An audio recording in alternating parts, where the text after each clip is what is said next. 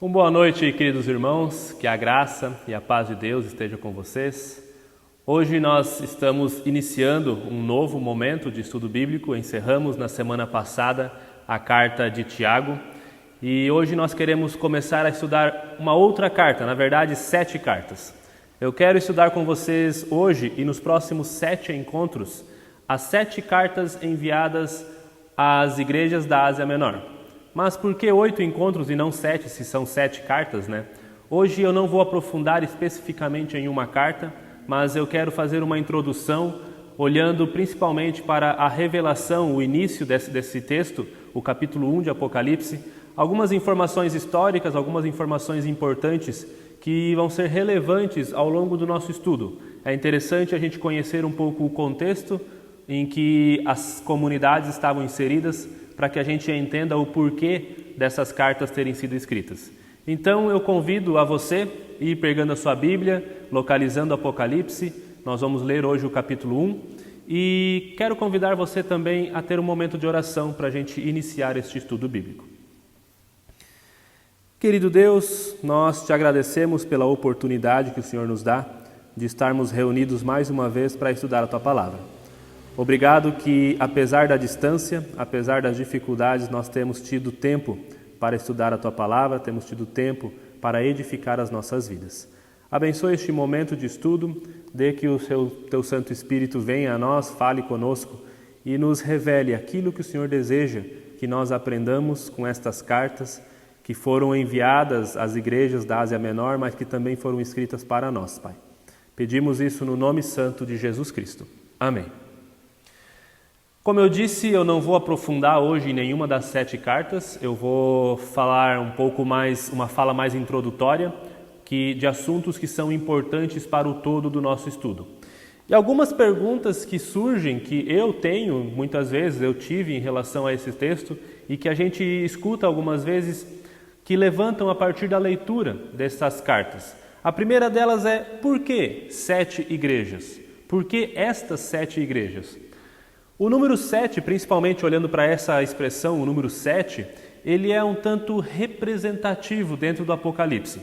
Ele aparece 54 vezes em todo o livro, entre elas a gente vai ver então as 7 igrejas, nós temos 7 estrelas, 7 espíritos, 7 selos, 7 trombetas, 7 taças e várias outras situações, vários outros momentos onde o número 7 aparece dentro do livro de Apocalipse.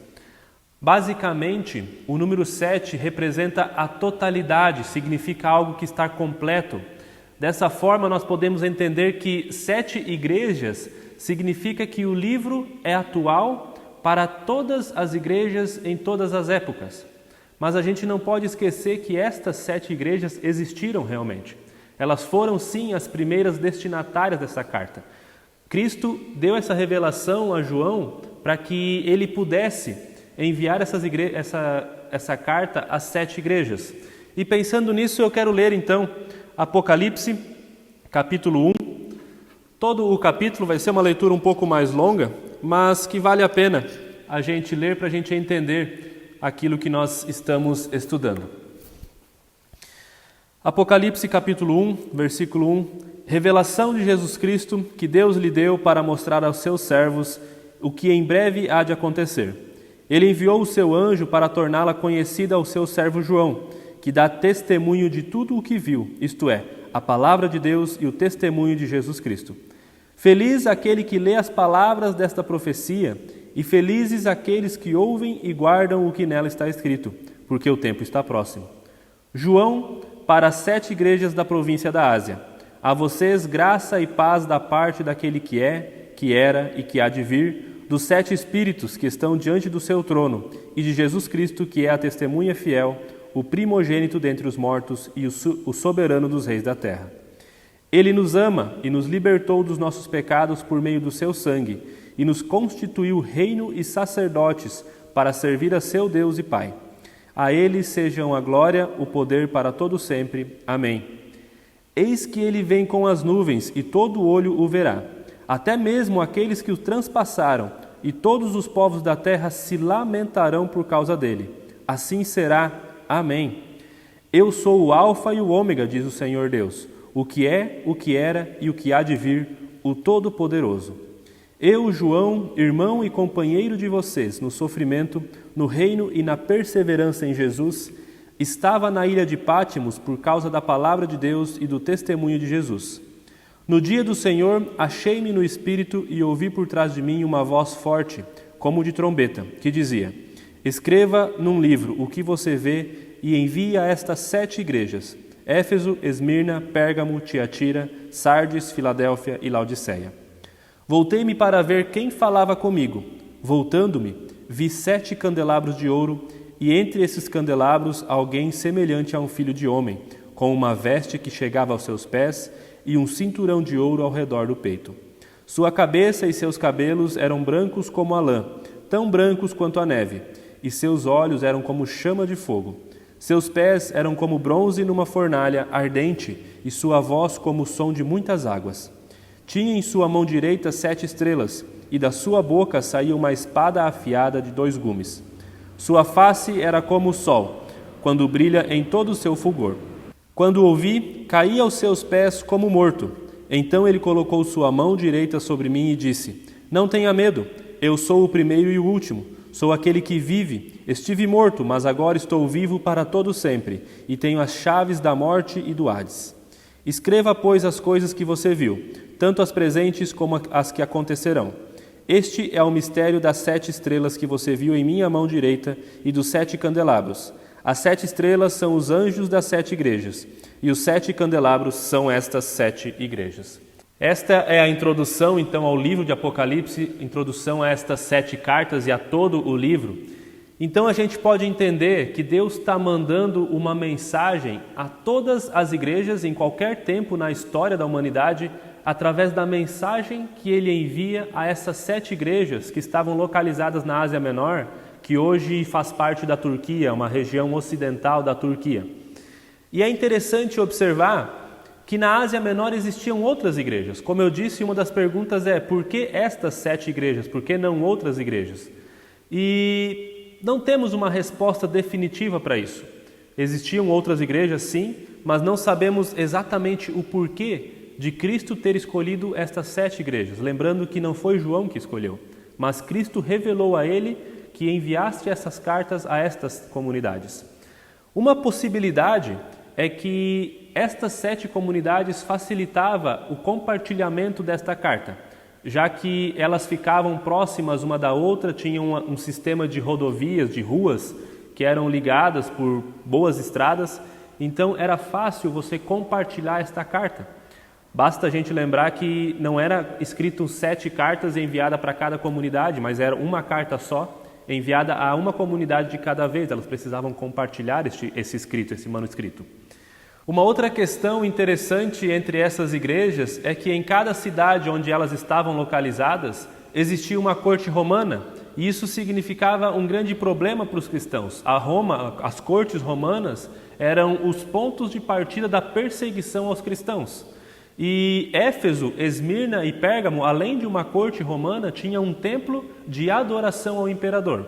Ou seja, essas comunidades estavam inseridas em lugares, em contextos hostis à fé cristã. E esse pode ter sido mais um motivo de Cristo ter escolhido, direcionado essas cartas, primeiramente a essas comunidades. Comunidades que, como a gente viu, é apresentada ali no versículo 11, Éfeso, Esmirna, Pérgamo, Tiatira, Sardes, Filadélfia e Laodiceia. Essas são as 7 cartas, 7 comunidades que receberam estas cartas, que nós queremos estudar, então, ao longo das próximas semanas. Nós vimos alguns símbolos, algumas imagens dessa visão de João, e eu quero abordar alguns deles que está diretamente ligado com as 7 igrejas, com as 7 cartas que nós vamos estudar. Primeiro, logo depois de receber a ordem de escrever a essas 7 igrejas, João se vira e vê então 7 candelabros, entre eles um semelhante a filho do homem, e entre outras coisas ele tinha em sua mão as 7 estrelas. O versículo 20 explica essa visão, deixando claro que as 7 estrelas são 7 anjos, um de cada igreja, e os 7 candelabros, então, são as 7 igrejas. Mas quem são esses anjos que devem receber estas cartas? Existem duas interpretações que são as principais, as mais comentadas, que falam a respeito desses 7 anjos. A primeira defende que se trata literalmente de seres celestiais, que existiam anjos responsáveis por proteger cada comunidade e eles então são os destinatários. Agora, eu particularmente falando, acho difícil essa interpretação, principalmente porque os anjos estão constantemente na presença de Deus, então não precisariam receber uma carta, e principalmente porque como João escreveria uma carta, escreveria um livro e entregaria a um anjo? Para que João escreveria e como ele faria isso? A segunda interpretação se firma no fato de que a palavra anjo pode também ser traduzida por mensageiro, e esse mensageiro pode ser um ser celestial, mas pode ser também uma pessoa. Dessa forma, a palavra anjo poderia ser usada para falar de líderes das igrejas. Então, aos 7 anjos seriam aos 7 líderes dessas comunidades. Essa interpretação também tem as suas fraquezas. A principal delas é que em nenhum outro lugar do Novo Testamento a palavra anjo é usada para se falar de líderes da igreja, mas particularmente eu prefiro essa segunda opção. Eu acredito que os 7 anjos são 7 líderes, são os líderes das comunidades. Sobre a estrutura dessas cartas, vale destacar que o livro de Apocalipse, ele foi escrito em uma unidade. Ele é um único livro, do capítulo 1 até o capítulo 22, é um único livro, uma única carta, e essa carta como um todo, os 22 capítulos, foram destinados às 7 comunidades. Não é apenas esse pequeno trecho que a gente tem nos capítulos 2 e 3, mas todo o livro foi destinado às 7 comunidades. E dentro desta grande carta que foi escrita a todas as igrejas, existem 7 pequenas cartas falando especificamente sobre cada uma delas, sobre cada uma das comunidades. Mas é muito provável então que um único livro foi escrito e enviado a essas igrejas, como eu disse, compartilhada. Primeiro uma recebia, lia aquela carta como um todo, compartilhava com outra comunidade. Por isso a proximidade entre as igrejas é um fato importante para a possível escolha dessas 7 comunidades e não de outras. E em cada uma dessas 7 cartas que estão dentro do Apocalipse, então as pequenas cartas que estão dentro dessa grande carta, nós podemos encontrar uma estrutura bastante parecida uma com a outra. Basicamente, cada carta contém uma saudação, começa ao anjo da igreja em Éfeso, ao anjo da igreja em Pérgamo e assim por diante. Depois nós temos uma apresentação de quem está enviando esta carta. Estas são as palavras daquele que tem as 7 estrelas em sua mão. Isso a gente vai ler na carta em Éfeso. Então Jesus se apresenta como quem está enviando essas cartas. Depois disso vem uma palavra de aprovação. Conheço as tuas obras. Apenas a igreja de Laodiceia não recebe nenhuma aprovação. Então, conheço as tuas obras pode ser também uma palavra de reprovação. Jesus está dizendo o que ele conhece, o que ele sabe a respeito de cada uma das 7 comunidades. Depois nós temos uma palavra de condenação. Contra você, porém, tenho isto. Tenho contra você tais coisas. Aqui, as igrejas de Esmirna e Filadélfia não possuem nada a ser condenado, não recebem nenhuma condenação. E seguindo a condenação, então, vem uma advertência. Arrependa-se, pratique boas obras, volte ao seu primeiro amor. Enfim, cada carta tem uma recomendação específica. Depois, a carta se encerra com uma exortação. Quem tem ouvidos para ouvir, ouça. E então, uma promessa. Ao vencedor darei o direito de comer da árvore da vida, darei o direito de se sentar no trono. Enfim, cada comunidade também recebe uma promessa diferente. Mas, basicamente, esta é a estrutura das cartas que são enviadas a essas 7 igrejas da Ásia Menor. E para a gente ir concluindo, então, esta introdução, eu quero trazer um resumo bem objetivo sobre as características de cada uma das comunidades. Lembrando que nós vamos aprofundar cada uma dessas igrejas nas próximas semanas, em 7 semanas, e por isso eu convido você a estar conosco, acompanhando esse estudo nas próximas semanas, mas agora olhar um pouco para cada igreja, para a gente já ter uma noção do que cada uma está sofrendo, do que cada uma está passando. A igreja de Éfeso é elogiada por seu bom trabalho, por não tolerar a maldade e por sua perseverança e paciência. Mas ela é criticada por ter abandonado o primeiro amor e por isso recebe a recomendação de se arrepender e voltar às boas obras. A promessa a essa comunidade, a igreja de Éfeso, é de que o vencedor receberá a árvore da vida. Esmirna é elogiada por suportar o sofrimento que estava passando e a comunidade não recebe nenhuma crítica e é encorajada a permanecer fiel até a morte. E por isso a recompensa será a coroa da vida. Já a Pérgamo recebe elogios por permanecer fiel ao nome de Cristo e não renunciar à fé, mas ainda assim é criticada por tolerar a imoralidade, a idolatria, a heresia. Eles recebem um convite ao arrependimento e a promessa de que receberão o maná escondido e uma pedra com um novo nome. Lembrando mais uma vez, a gente vai aprofundar cada uma dessas comunidades e tentar entender o que significa cada uma dessas promessas, dessas advertências que eles recebem. A comunidade de Tiatira é elogiada pelo amor, fé, perseverança que possui e também pelos serviços prestados que estão melhores do que no início da comunidade. Ou seja, a comunidade tem amadurecido, tem melhorado. Mas eles também são criticados por tolerarem a idolatria e a imoralidade. A recomendação é que eles sejam fiéis, pois o julgamento está próximo. E a promessa que eles recebem é de que governarão nações e receberão a estrela da manhã. Já Sardes é duramente criticada por ser uma igreja morta, por não terem obras perfeitas aos olhos de Deus. São chamados também ao arrependimento, arrependam-se. E existe ali algumas pessoas que não se contaminaram, que não se corromperam. Eles recebem a promessa, e também aqueles que se arrependerem, recebem a promessa de que receberão um vestido branco e o seu nome será eternamente escrito no livro da vida. Filadélfia é uma das igrejas que não recebe críticas. Ela é elogiada por perseverar na fé, por obedecer a Cristo, por honrar o nome de Cristo, e ela recebe a recomendação de que permaneçam fiéis. Para eles é prometido um lugar na presença de Deus, um novo nome e a nova Jerusalém. Então nós temos Laodiceia, que é a comunidade que não recebe nenhum elogio, mas ela é duramente criticada por ser morna, indiferente e por não serem capazes de perceberem a própria condição miserável em que se encontram. A comunidade recebe a recomendação de se arrepender, de serem zelosos, e aqueles que vencerem, aqueles que se arrependerem, recebem então a promessa de que compartilharão o trono de Cristo. Irmãos, eu creio que estas 7 igrejas, mesmo tendo sido comunidades reais, as primeiras receptoras desta carta, também representam situações que acontecem em qualquer período da história da igreja, dentro de qualquer comunidade.